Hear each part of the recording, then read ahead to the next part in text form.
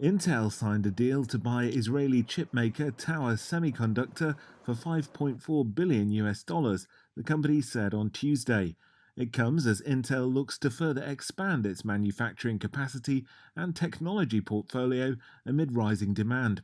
Intel is paying $53 per Tower share, well above a closing price of $33 on Nasdaq on Monday.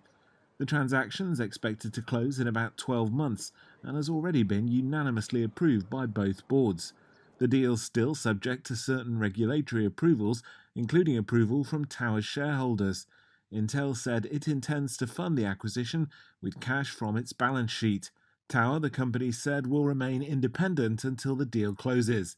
Then Tower will be integrated into Intel Foundry Services, which Intel established a year ago to help meet growing global demand for semiconductor manufacturing capacity.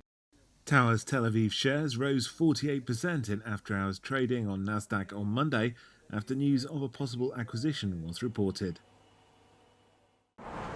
Shares of Marriott International jumped more than 5% on Tuesday after reporting fourth-quarter results that beat analysts' expectations as holiday season traffic boosted occupancy rates across its hotels. Rising vaccination rates worldwide helped with that, giving the battered hotel industry some space to breathe, with customers returning to the comforts of luxury stays during the holiday season. Marriott also benefited from the reopening of international borders and leniency in travel restrictions, especially in its prime North American and European markets. The world's largest hotel chain's revenue more than doubled to nearly $4.5 billion in the holiday quarter, topping analyst estimates. Marriott's CEO said each of the hotel chain's regions saw meaningful revenue recovery with the exception of Greater China, where recovery has stalled due to the country's more restrictive health policy. The company also said new bookings had rebounded to pre-Omicron levels despite a setback in January, and that Marriott was optimistic about global travel demand throughout 2022. This was Nelson Mandela's home in Johannesburg, and now you can be a guest at the property. It has been transformed into a luxury hotel. Sanctuary Mandela, as it's now called, was the anti-apartheid leader's first home in the South African city after being released from his 27-year-long imprisonment.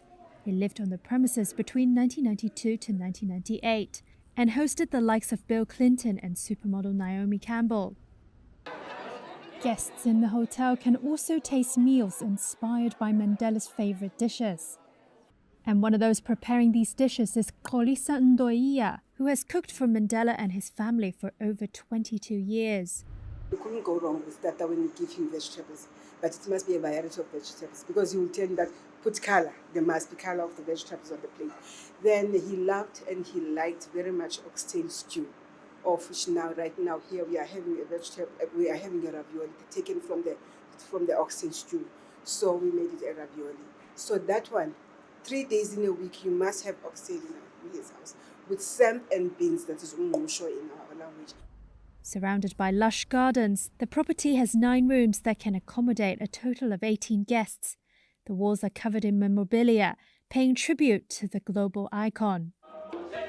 Room rates vary from over $260 a night to nearly $1,000 for the presidential suite, which was Mandela's bedroom during his presidential term.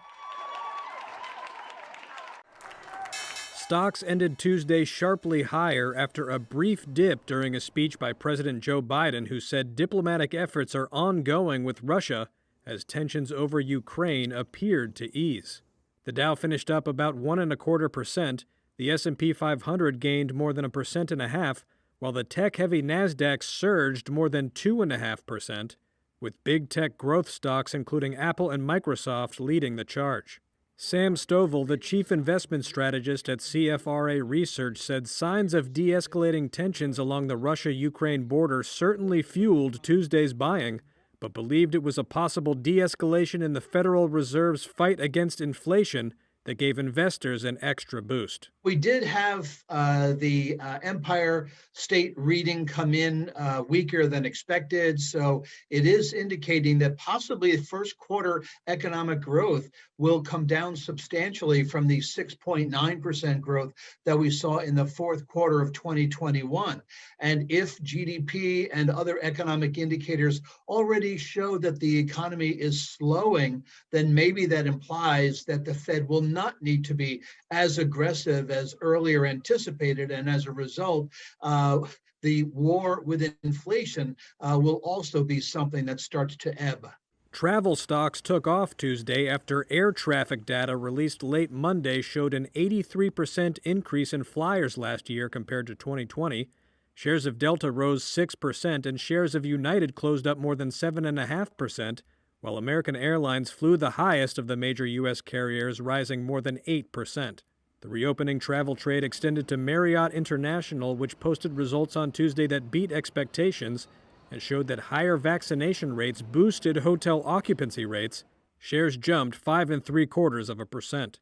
And Airbnb shares closed up more than 6% and climbed higher in after-hours trading after posting strong results and forecast better than expected first quarter revenue, citing rising domestic travel.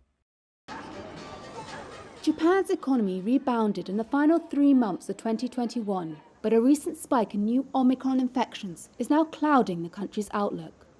From October to December last year, Japan's GDP rose by 5.4%, according to new government data released on Tuesday.